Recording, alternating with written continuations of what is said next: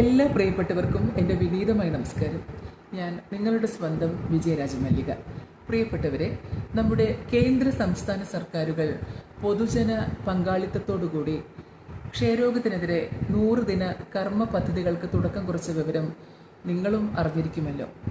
ഈ പരിപാടിയുടെ ഭാഗമാകുക എന്നത് നമ്മൾ ഓരോ വ്യക്തികളുടെയും കടമയാണെന്ന് ഞാൻ വിശ്വസിക്കുന്നു.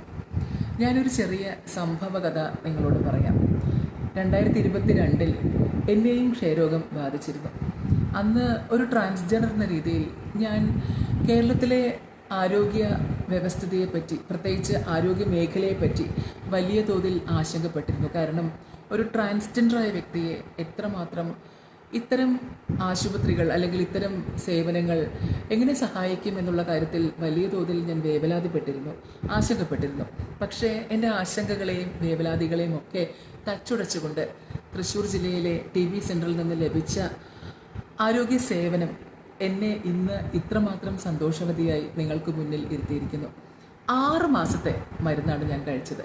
6 മാസം കൊണ്ട് എൻ്റെ രോഗം പൂർണ്ണമായി ഭേദപ്പെട്ടു.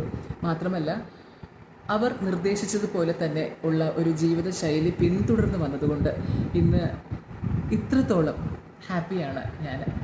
പ്രിയപ്പെട്ടവരെ, ഈ രോഗം വന്നു എന്ന് കരുതി നമ്മുടെ ജീവിതം അവസാനിക്കുന്നില്ല.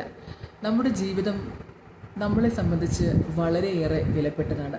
പണ്ട് വയലാർ രാമവർമ്മ എഴുതിയൊരു വരിയുണ്ട്, ചിറകുള്ള കിളികൾക്കേ മാനമുള്ളൂ എന്ന്.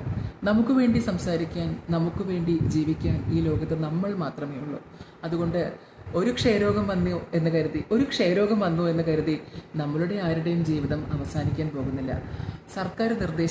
സർക്കാർ ആരോഗ്യ കേന്ദ്രങ്ങൾ നിർദ്ദേശിക്കുന്ന മരുന്നും അതുപോലെ മറ്റ് ആരോഗ്യപരമായ കാര്യങ്ങളും കൃത്യമായി പിന്തുടർന്നാൽ നിങ്ങൾക്കും ഈ രോഗത്തെ മറികടന്ന് സന്തോഷമായി ജീവിക്കാം.